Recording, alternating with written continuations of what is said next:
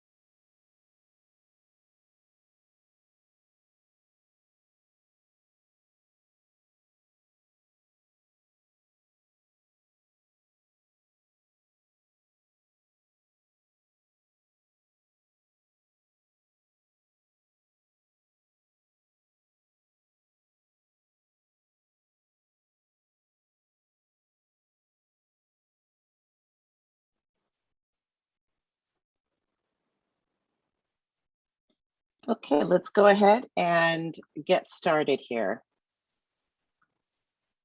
Welcome, everyone. My name is Joanna Velarde, and I am the Executive Director of the Sales Enablement Society. I want to welcome you to our last call of the year. We're very happy that you're able to join us, and we'll be going over some highlights of the past few months, and also we'll look into some of the things to come in the upcoming year. Looks like we've got a lot of participation from around the country, from around the globe. So thank you very much for making the time to join us today. As many of you know, I joined SES at the end of last year as the organization's first ever employee. And what a ride it has been. I've had the pleasure of connecting with many of you throughout the year and working with some of you on several projects. And I definitely look forward to working with even more of you in the year to come. So let's get started and let's just jump right into the agenda. Today, we're going to be going through some updates for the last quarter. I'll be presenting that shortly. And today we also have a guest speaker who's presenting on the Saasification of the sales field.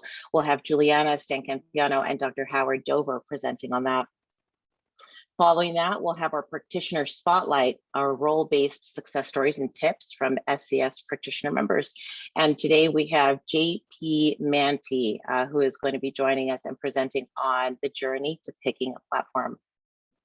We'll wrap up today with our SES announcements, and then we will talk about becoming a member, getting connected, and volunteer opportunities with your organization. So going through our board updates, one of the things that we'd like to touch on is our 2021 conference. If you had the opportunity to attend that earlier this year in October, you will know that it was one of our most widely successful events of the year. The most highest attended conference from us to date, with over 350 attendees. We had 3 days and over 25 breakouts. We featured 3 MCs throughout the event, and we featured 4 keynote speaker presentations. It was highly relevant content, engaging, dynamic, and the feedback that we received from our members was that it was a conference that provided them with a tremendous amount of insight, and most of all, the opportunity to really engage and connect with friends, both old and new alike. Given this time, you know, we had pivoted for this conference. We had intended to do this one in Atlanta, as you may remember, and due to the circumstances with with the variant for COVID, we felt that it was no longer the right decision for us, and we pivoted to a virtual experience. And we implemented a new platform, Hopin, which our goal was really to be able to create a more dynamic, engaging experience for our users. And we ended on a very high note with that. We definitely look forward to starting the planning of our conference for the new year, again in Atlanta for 2022. So stay tuned for information that will be coming up at the beginning of the year. More information on the event and more information, definitely opening up call for speakers and of course our committee. Next, we have JHU. Earlier this year, we had a committee come together and form some of the content that's going to be available for this brand new innovative program. If you're not familiar with JHU is a partnership that we have between the Sales Enablement Society and Johns Hopkins University Carey School of Business. It is the first ever partnership that will form a certified sales enablement program for certification of sales enablement. It's an exciting time because this is something that hasn't been done yet, and so we're in the development stages of that.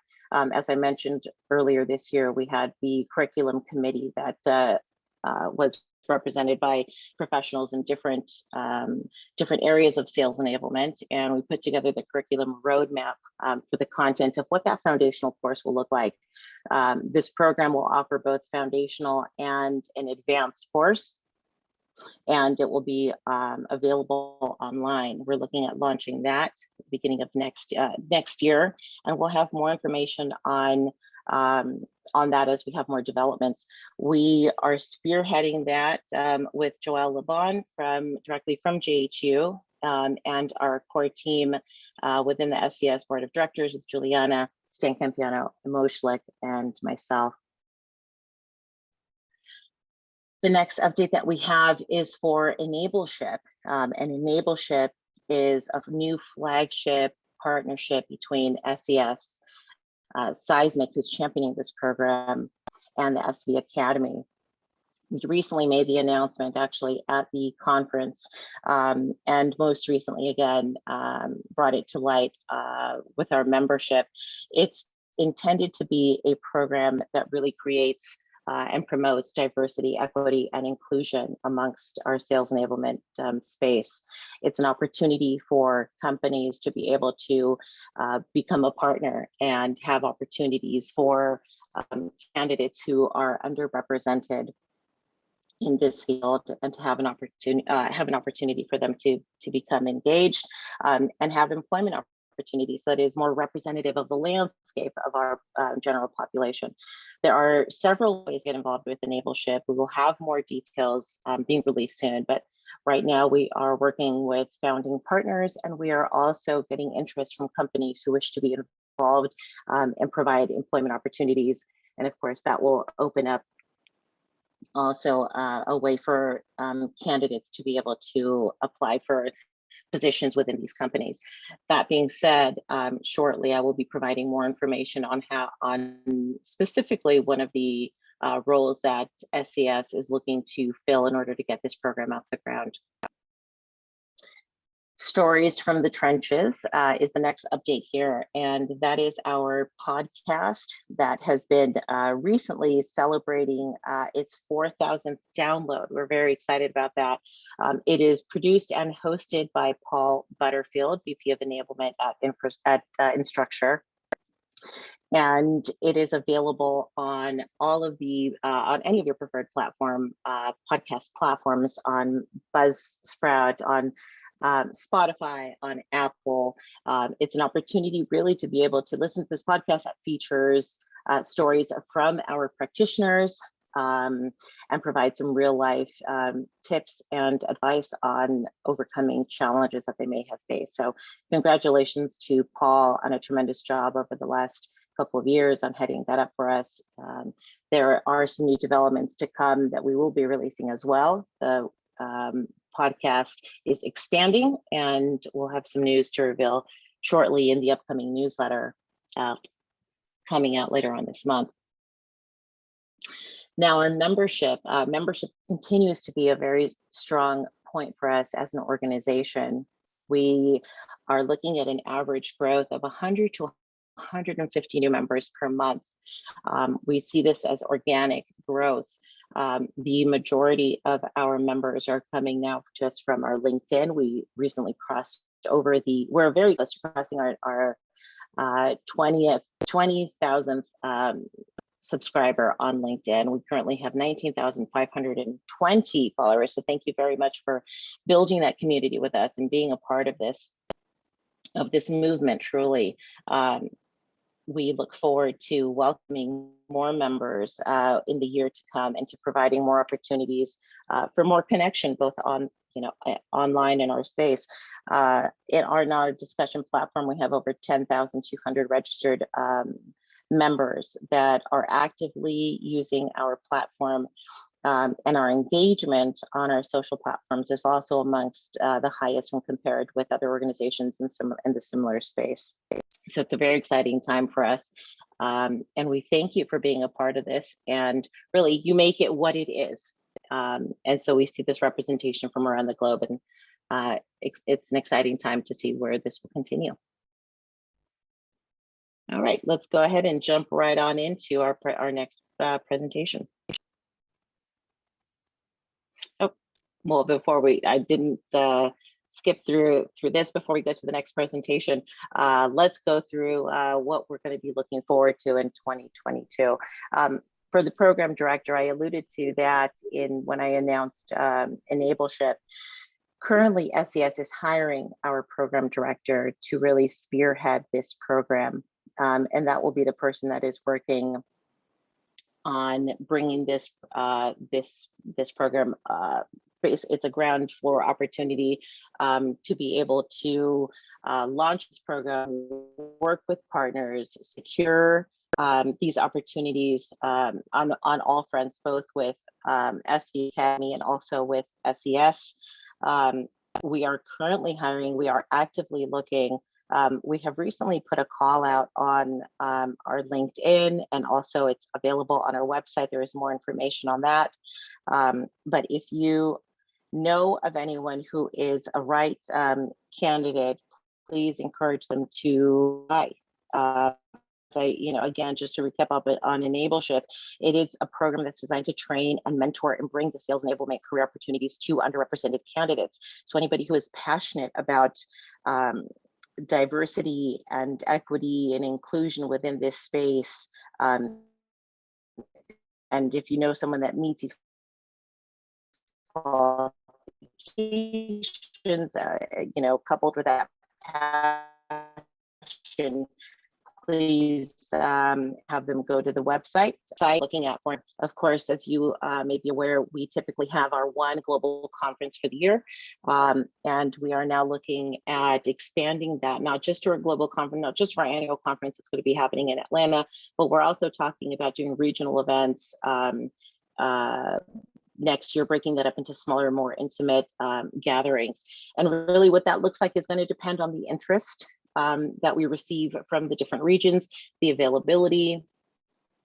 We'll be sending out a survey in the coming week that will have an opportunity for you to be able to express where that interest might lie. And so it can help us to figure out where we can go ahead and start discussing any of these regional events, whether it be a fireside chat, whether it be a roundtable discussion.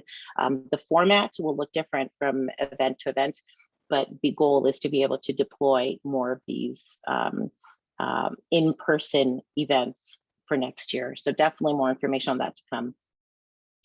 The community site upgrade is also heavily underway currently. We are looking to improve the user experience and the interface. Our discussion platform has a tremendous amount of engagement, but it definitely is in need of a facelift. And so we are actively working on that, looking to launch next year. There is a lot of work to be done both on the front end website and on the discussion platform. And the goal is to be able to make that a better experience, a more sophisticated experience, a more polished look for the website. That may include some rebranding as well. So news to come. Please stay forward, stay tuned for that. SE Pro webinar, you may have seen this recently advertised.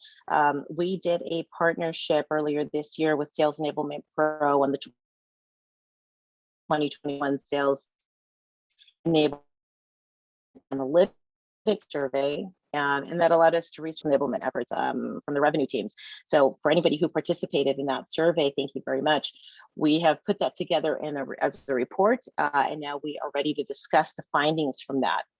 That will be on Wednesday, January 12th, 10 a.m. Pacific time, 1 p.m. Eastern time. And we're going to talk about the findings of that research, of that report. Some of the things include what those key metrics are that practitioners are using to leverage, leveraging proven business impact across performance, how Enablement's ability to track and measure the success of their efforts has evolved throughout the last year, and growing trends, of course, around continuing to measure customer satisfaction, sales enablement tools, and so forth.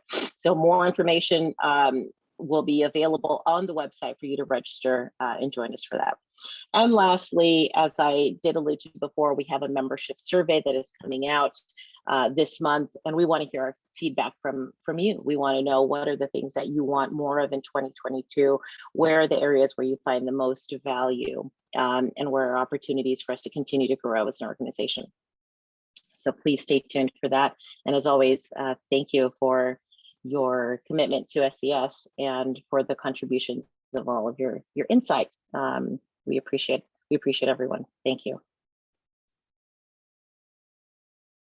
Now we will go ahead and turn it over to our guest speakers for today. We have the Saasification of the sales field. We've got Juliana Stancampiano, CEO of Oxygen, and SES Board President. And we have Dr. Howard Dover, who's the Director of Center for Professional Sales and Sales Coach at the University of Texas at Dallas. Welcome to you both. Thank you for being here.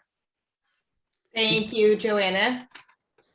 And I would like to introduce Dr. Howard Dover, as Joanna just said his role, but Howard's been a longtime member of the Sales Enablement Society community since the very beginning. We've had many fun discussions and conversations over the years, and it's always an interesting perspective when you get to speak to the academics that work with the sales professionals that are coming out, and seeing what's going on from their lens, because that's really where we're all headed. And so Howard and I went back and forth a bit on this topic, and when I saw it, at first I couldn't pronounce what it was. So I had to take a minute and get that Saasification into my head so that I could say it out loud. But I'm excited to learn more about what it is that you mean when you talk about this, because I know a lot of us, at least here in the US and on the West Coast and in Seattle, we are surrounded, but it sounds like that's moving into a lot of people's worlds. So can you welcome Howard, and can you give us an overview of what we're discussing? Sure. So I've been looking at things for a couple of years, and I just want to kind of run some data points to kind of introduce what I mean. And so two reports that kind of spawned this thinking, or at least started my journey to look at these things. Number one, Forrester in 2015 put out a shock report that said by the year 2020, we'd have a 20% reduction in headcount. And it was going to be due to automation. So that's data point number one. Data point number two was in 2018, LinkedIn launched or released a state of sales report indicating that the SDR role had increased by 580% over the previous 3 years. So, first thing, those are kind of the start points, and I want to kind of go forward then and say pre-pandemic. So I actually talked to LinkedIn and said, hey, can we keep up this data point and kind of further that I got to know. So I've been tracking it on my own. I've been going in and looking at the data in the 20 major markets intermittently over the last 4 years to 5 years. And this is what I found. 86% additional growth in the SDR function till the pre-pandemic moment. When you combine the state of sales report and the 86%, you now jump all the way to a 1,300% increase in the number of so 13 times, right? 13 times the number of SDRs than about 7 years ago. That's pretty amazing. And then at the same time, we actually did pre-pandemic see a 20% reduction in normal headcount in sales. So now, if you look at LinkedIn data, you won't find the 20% because what you'll find is that it was steady. It wasn't a reduction, it was steady. But yet LinkedIn growth was over 20% over the same period of time. So if you look at real versus, the GDP deflator, if you use that kind of math, you're going to see that indeed we had a 20% headcount in what we would call the traditional sales function. But overall, we actually had growth, right, in the field, but it was all SDR growth. Pre-pandemic, 3 years ago, so we go to 2018, we had 50% of salespeople were regular salespeople, 50% were business development BDR, SDR. Post-pandemic, in July of this year, we're now at 65% SDR, 35% traditional sales role. So where is that coming from? So now the last piece I want to bring up, and then I'll give you a chance to ask questions, right? So then you say, what did the pandemic do? Well, the pandemic, we saw a 10% overall across the board drop in headcount in the middle of the pandemic. However, we bounced back, but SDR growth is exceeding regular growth of headcount at a 2 to 3 to 1 ratio, depending on the market. So that's the data. So any thoughts, comments, questions, concerns, because then I'll tell you where I think it's coming from and what it means to the field. So. Yeah, I mean, I think probably a lot of people have comments and questions. I don't know about concerns, but I do think it's fascinating because some of the data that you said was pre-pandemic that, nobody had any idea that was coming, right? Right. And then some of the data is because we have been in a pandemic and are slowly coming out of it. It'll be great when we can say it's like fully behind us, if that ever happens. But and then what I always try to get my head wrapped around, what I think is interesting is I equate a lot of the SDRs to tech companies, for better or for worse. Mm-hmm. And while they're a large part of our market, I don't think it's the largest, but I'm curious kind of on that point from a company perspective and type of sales. Is that what you see as well? Well, I guess that's the thing is so when you look at the aggregate numbers, right? I mean, my view would be exactly as yours, right? Mm-hmm. That it's primarily tech sector. But the tech sector has moved into SaaS as the dominant model.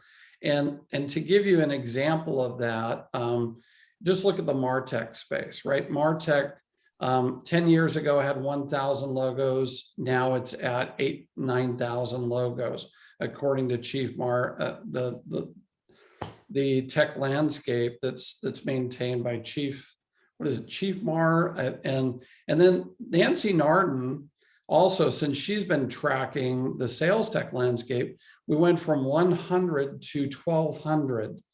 So you look at those explosions and you say, most of the format there is going to be primary SDR with a little bit of AE. But across the spectrum, what we're going to really have is that we're moving to transactionalizing the field. Because an SDR is only getting an appointment, the AE is only closing a minor deal, right? A land and expand deal. And so what we're finding is if you've got 65% of the market now doing that early level work, and yet I'd go 80 to 90% of the job openings in the space. And I get it, once again, at UT Dallas, I get inbound, right? So I get the talent request. And so we're getting probably 80 to 90% of the inbound is, hey, I need SDRs. Hey, I need SDRs. So the challenge I think we're running into, if you look at the trend as it kind of comes together, you have an explosion of SDRs. A lot of kids come out of college. It's easy to ramp up an SDR per se. I don't know that they're effective, but it's easy to ramp them up.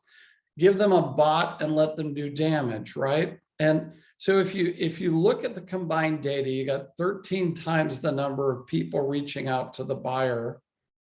And then when you look at the technology stack improvement, you've got a 10 times to 100 times multiple of that same SDR function being able to do the job, because they've now been automated and augmented. So we're fully automated and augmented with sales engagement platforms and other bot-related AI tools, and yet we somehow hired 13 times the number of people to do the job. So the buyer's sitting over there going, gee, isn't this nice? And Gartner research has actually indicated that the buyer is completely finding our field irrelevant. They don't find anything of value of what we're doing. They don't want to engage. They prefer digital. And yet what you would think, Juliana, is we went in to one of the biggest events in our lifetime, the pandemic. There was an opportunity there to reshift strategy. Yet what I'm seeing as we come out of the pandemic is we're doubling down on the same trend line. So we've done the V shape, we've bounced right back. We're still cutting regular headcount, but we're expanding the SDR function at a very, very fast pace. So I think there's some long-term implications for the field, and I think it kind of explains the talent war we're currently under. Yeah, so it's interesting. I was going to draw a similar comparison to what we've heard from Gartner, was also the rise of the solution architect within sales roles versus a lot of very senior potential sales roles, and that becoming, on the more senior end from a sales perspective. But I also think there has been a move right away from the inside sales title as well to that SDR title. And so I think that's interesting to think about, of just kind of how much just was like, oh, these are now, we've renamed this role essentially, and how that impacted the numbers. But then it feels like our sales organizations might be pretty skewed to the younger, less experienced roles. Is that what you're seeing as well? Yeah, I think when you look at it combined, what buyers are saying, according to Gartner's research, is that they're finding less and less value with human interaction.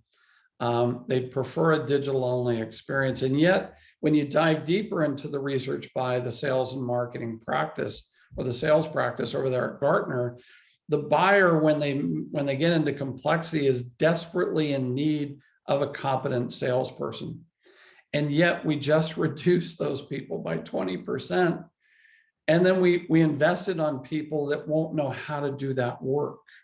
Because nowhere, if we look at the SDR and we look at the AE functions, they don't necessarily lead one to develop skills around complexity.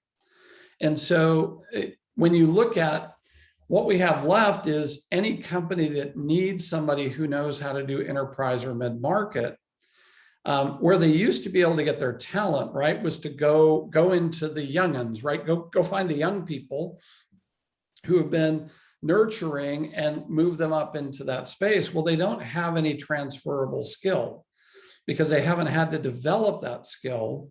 And so now finding somebody with that skill is becoming hard. And so now we see the war on talent and ridiculous inflation in the area of complexity. Anybody who has experience in the complexity space, once again, looking at that trend line, you cut 20% of them.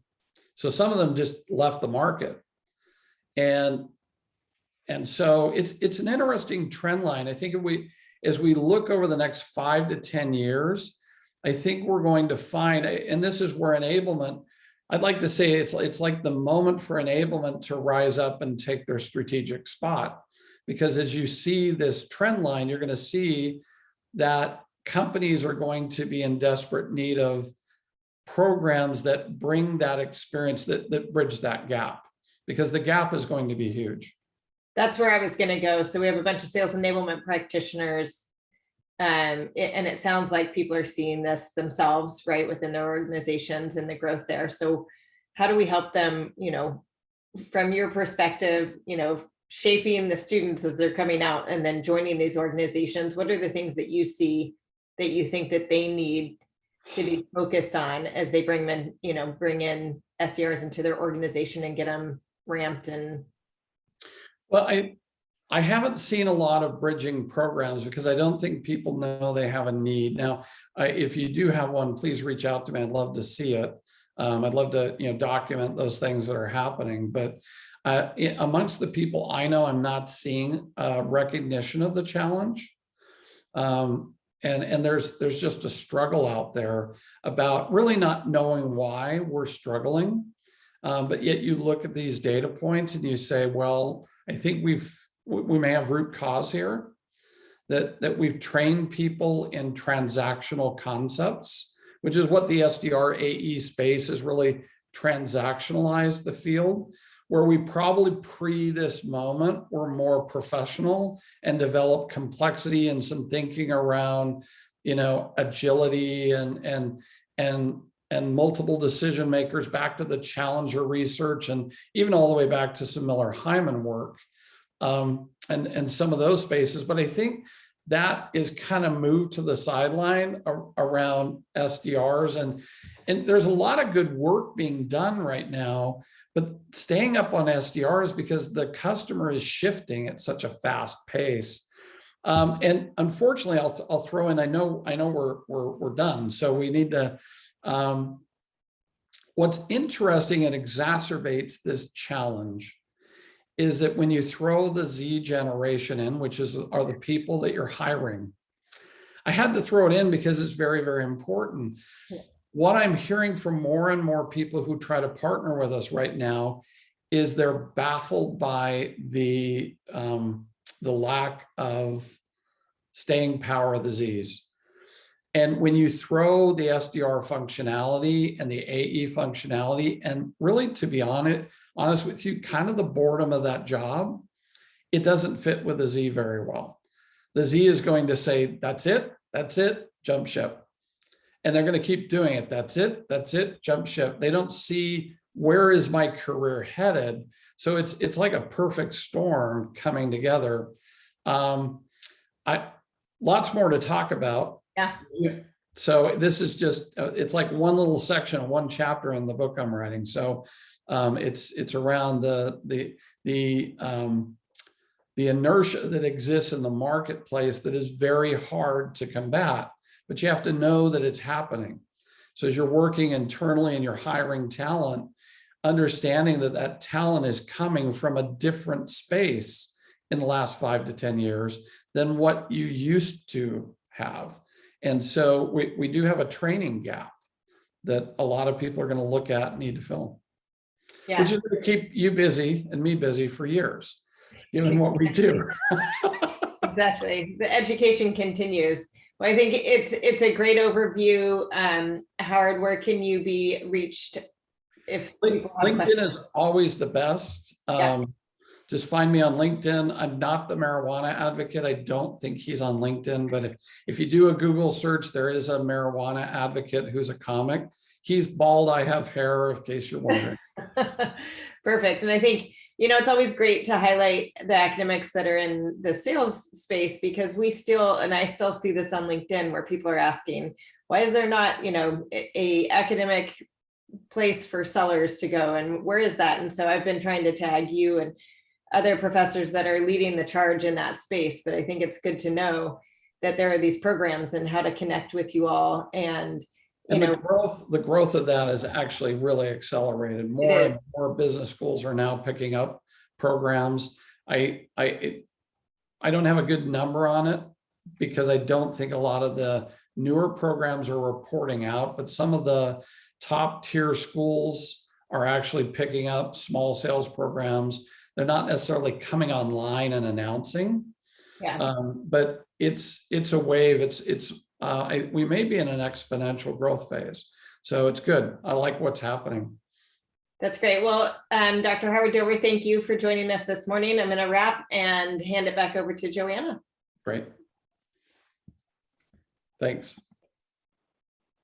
Thank you both very much. Excellent discussion. We enjoyed having you. Thank you, Dr. Dover. Next, let's bring up our next presenter.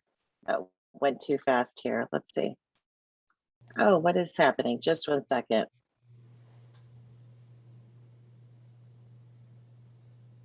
Apologies for that. We have John Paul Mantey, JP Mantey with us today. Welcome, JP. JP is the Senior Director of Sales Enablement and Culture at Icertis. And today he has a presentation for us on the path to picking a platform. So JP, please take it away. Thank you. And we have a spelling error I didn't catch. It's Icertis, if anyone wants to look us up. And for those that don't know, we are one of the leaders in the enterprise contract management space. And the way I like to put it is we are helping humans once again do business with a trusted handshake in the digital world. And when I first came into contract management, I thought it was maybe the most boring topic ever. And now I think it's fascinating because every dollar in and out of an organization is tied to a contract. And the difference, especially coming out of COVID, that a company has when they have a contract management system like Icertis versus not is about a light year. And if you can imagine all of the data tied to your contracts, so everything you sell to your customers and all the promises you make to your customers, all the data tied to all of your supplier contracts and all the promises your suppliers make to you, usually that's laying dormant until something goes wrong and someone goes and looks, hey, what's the contract say? And if you can imagine a system that digitizes all the contracts across your enterprise, brings that data alive, and then leveraging AI makes it proactively an advisor to you and the people in your organizations to help you run smarter business processes and make smarter business decisions. That is what we call contract intelligence. So we help companies get to this place where they can be in a place they can do business with contract intelligence. And what I'm going to talk to you about today is a little bit of the journey we had on picking an LMS, learning management system platform, to try and help us. We're in hypergrowth. We've been a maturing startup, and I think we're in the pre-IPO stage or whatever that is. But we just continue to grow and scale and are in hypergrowth. And to connect to a little of what Dr. Dover was saying, you know, it's been fascinating because as my background is in a combination of things. I was in private equity for a bit, and so have that view of looking at business from that perspective, and then in sales and consultative sales. Then I did my master's in organizational behavior and leadership and change, and drove culture change. I was at Microsoft helping drive the culture change there, and then got this opportunity to come into sales enablement at a fast-growing SaaS company, being Icertis, and been trying to figure out what is this enablement thing and how do we do this more effectively. I got to attend a talk that Dan Pink, some of you may be familiar with Dan Pink. He's one of my favorite authors. I think he's a brilliant, really fun person. And Gong actually had a recent event, and they invited me to it as an attendee, and Dan Pink was speaking. One of the things he said I thought was really interesting is he said the salespeople needed today, and I think this would connect with what you were saying, Howard, are needed to be management consultants and not transactional salespeople. And I think that's one of the biggest challenges for enablement is not how do you ramp up a salesperson, not how do you ramp up an SDR, but to Howard's point about complexity, how do we learn from, and this is one of my curiosities, like how does McKinsey and Boston Consulting Group and other great management consulting firms, how do they ramp up management consultants? And that's kind of how I'm trying to push my thinking around this, because that's more of what we need. And connected to also what was being said earlier, and it ties to this project. I think it's also hard coming out of COVID and just everything that people have been dealing with, to have capacity enough to drive effective change within our own organizations.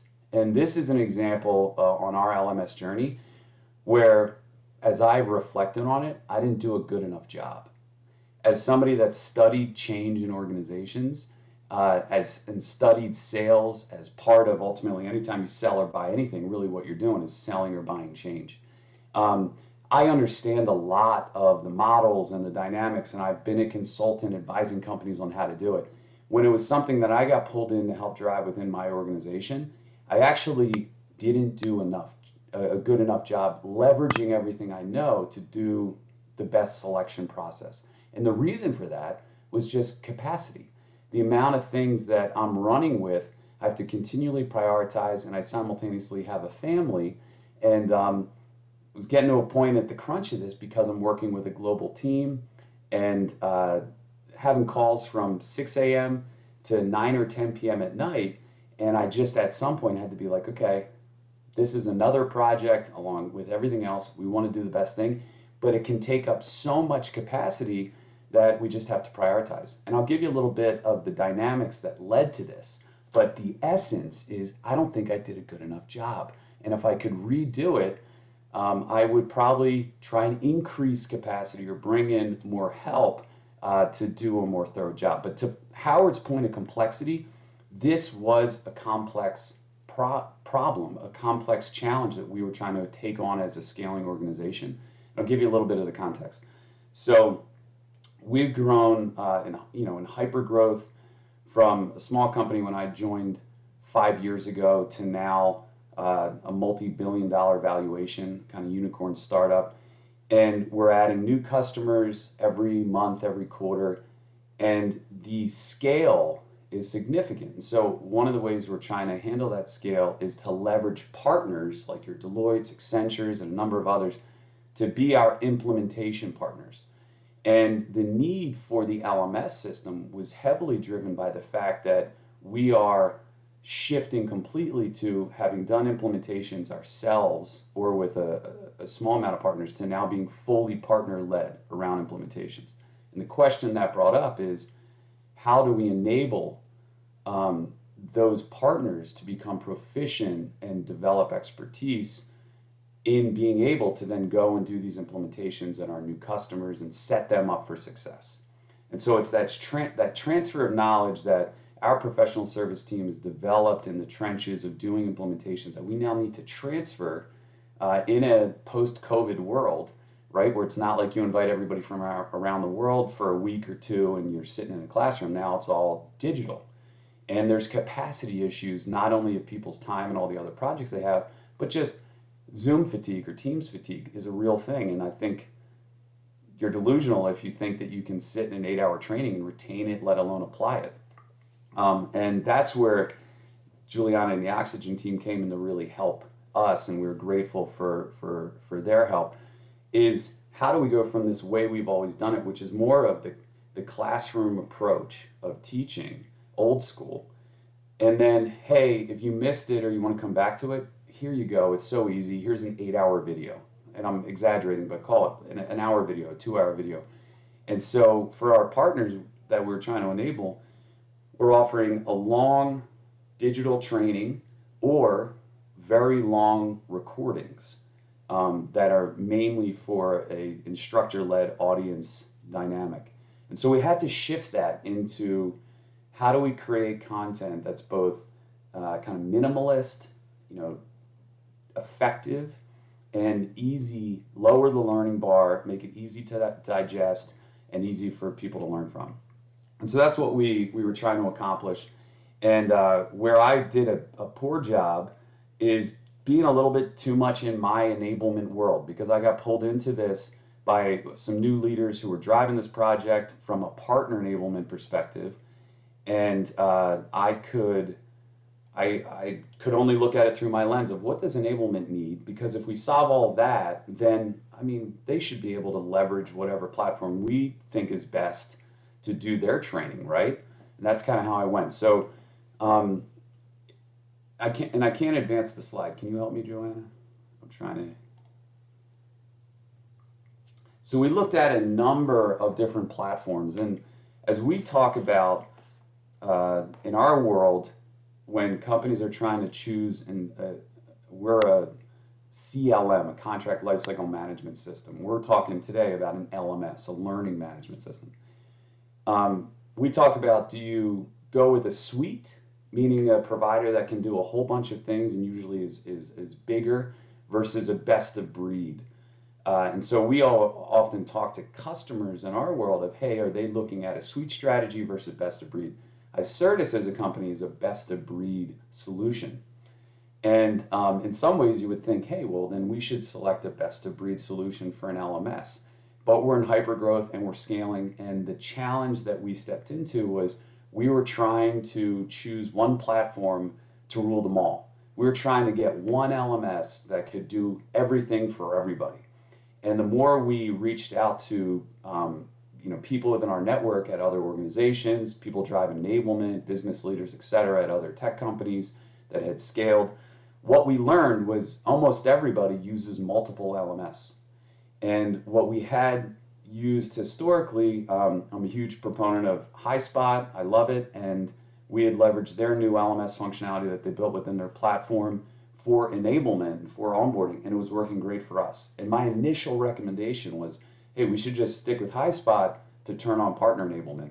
But I quickly realized that even though they're doing an excellent job over there, it was not yet at a place of maturity to handle all the requirements for the partner enablement team. So we opened it up and started looking at a number of different providers based on research, based on recommendations, based on analyst research, and started to go through this process of understanding all the requirements across these different parts of the organization and these different leaders, some of which were brand new in role. And everyone had a different, experience touching the elephant of, I think this is what this is, I think this is what it needs, but it was hard for us to come together and see the holistic complexity and the success outcome that we're trying to drive. And so we kind of, the learning here, and this is like super humbling, is I teach sales. I teach how to use a sales methodology and a consultative mindset and all these things. I teach sales during the day, and when I turned into the buyer, I realized I am a nightmare of a buyer, because all the things that we tell our salespeople to do, like, oh, you got to develop a coach and identify the pain and metrics and develop a champion and get real clear on why they want to change and all this stuff. I could tell, I myself could do it, and I could coach our salespeople to do it. And then when I turned around and was the buyer, I was just completely humbled, because I'm like, man, we are hard to sell to, because we don't know all the answers to all these questions. We're figuring it out as we're going.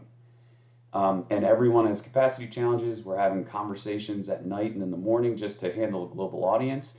And things, every time we see a new platform and a new demo and some new functionality, the conversation changes and evolves. And the reprioritization of what we need changes and evolves with every conversation. And so from my background in organizational behavior, the essence of how an organization changes is through conversation. And it was the sales process and these demos and all of these conversations that were actually changing the way we looked at identifying and clarifying what we actually needed. So that was really hard for me to manage across the big team. And I went from kind of controlling this as through my enablement lens and thinking, if I pick the best enablement LMS platform, it'll be able to do everything else.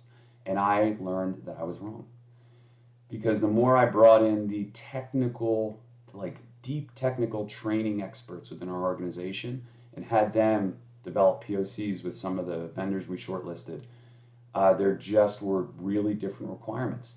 And so it pivoted from me thinking that I could drive it to what's best for enablement, it'd be great for everyone, to me saying, hey, you choose what's best for you, especially tailored to the most technical training, and Enablement will do the best we can with that.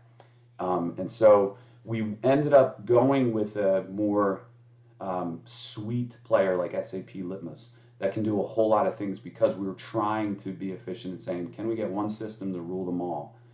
Even though every other organization told us, yeah, we tried that too, the learning is you're going to need a bunch.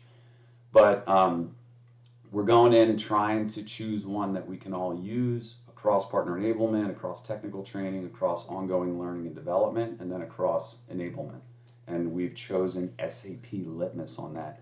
All of these vendors you see on here are fabulous. And all of the salespeople that we worked with were excellent. And it broke my heart to give feedback that who I thought was originally going to be the winner and who we were like very close to doing a deal with. And then the deal just totally changed, which from my experience in sales, we used to talk about by the time you get your commission check, you hate that deal because it died and came back alive and all kinds of factors. And as a buyer, I was the worst, like I was me as a seller's worst nightmare, because this thing just was way beyond what I thought would be a linear, clean, quick process, because we were trying to do the right thing for the organization and because there's a lot of complexity. I know I'm talking a lot. How are we doing on time?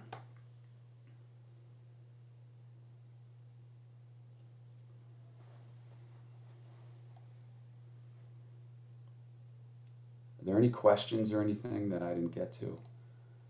No open questions. All right, so I'll keep talking. So ultimately, the learning here is that, and I think similar to what Howard was saying, is when you look at an organization and how they're trying to change, there's this lens that comes out of research at Harvard of, are you taking on an adaptive challenge, or are you trying to solve a technical problem? And the distinction is that an adaptive challenge, it's really hard to define the problem. Usually people will have to change the way they work as part of addressing the problem. You can't fall into the trap of just using expertise or resources to go and fix it. My analogy is, if we're in my house and the sink in the kitchen it starts to flood, then that's a technical problem, most likely. You know, the drain's clogged, and we can define it, and I can go hire a plumber and spend money, and that plumber will come with expertise and unclog the drain, and then once it gets unclogged, the problem's fixed for a while. So that's a technical problem. Versus an adaptive challenge, you can never really fix it, you just try and manage it. And the only way you can address it is you send in probes, you get information back, and you do your best to iterate through that. What we were trying to do with selecting an LMS, it was an adaptive challenge for our organization. And what I'm hoping we didn't do is the number one insight from the Harvard research is the way you burn people out, the way you have a lot of churn around change is fall into this leadership trap of, I'm going to take on an adaptive challenge and try and choose a technical solution. And like, I'm going to call the plumber to help us select the LMS. I'm going to just take a technical solution. And that's the challenge of picking a tool, because SAP Litmus or whichever one of these could have worked for us. But we're going to have to find on our journey is, are we just trying to use a technical solution for this adaptive challenge?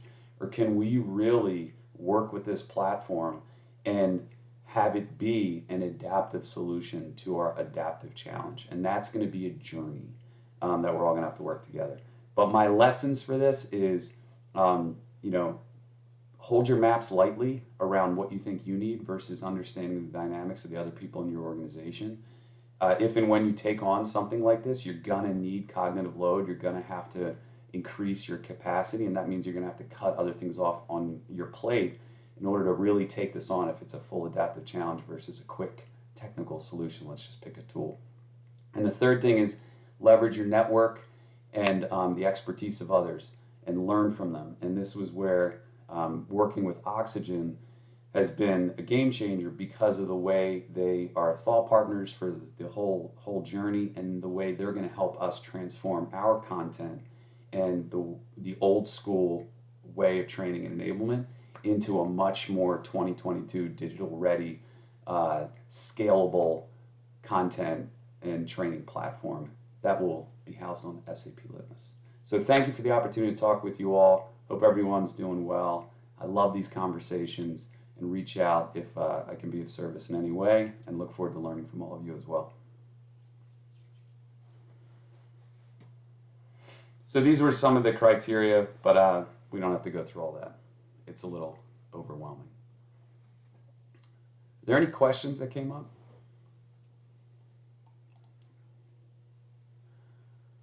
We use MindTickle. I loved MindTickle. That's what I wanted to choose. Ultimately, the robustness of the SAP platform is what drove it for the other members of our team. And I could get into that, but it'd be a deeper conversation. But I loved MindTickle. That was my number one. That was what I was pushing for, and I lost. Sorry, MindTickle. I still love you. Any other questions?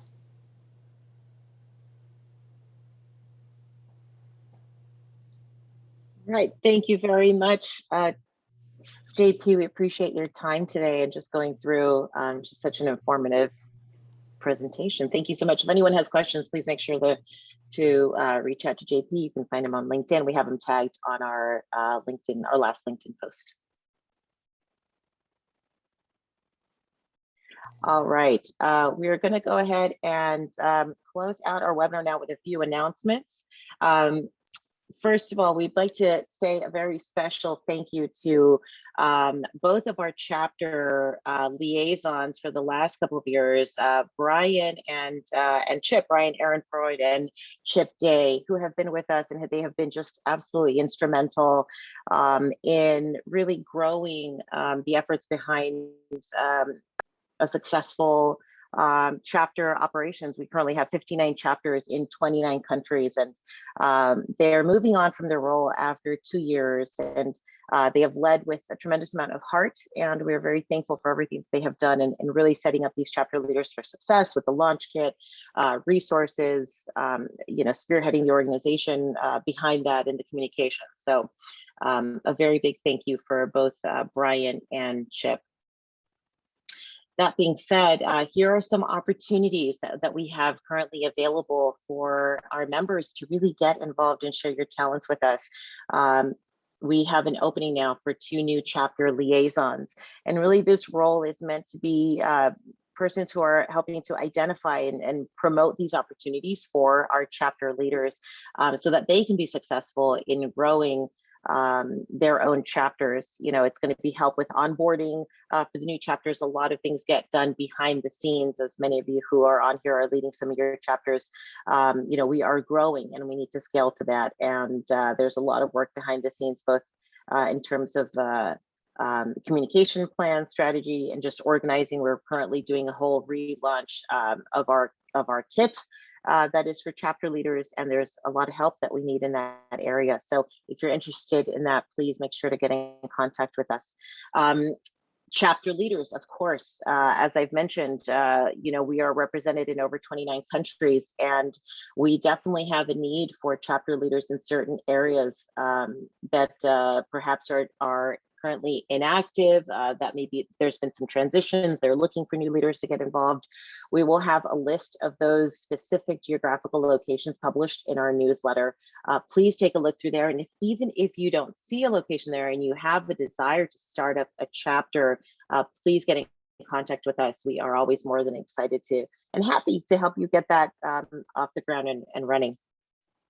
Next, we're also looking to take on some additional help with our webinars. Currently, we have slated it's a webinar, 1 new webinar per month as part of our STS webinar series.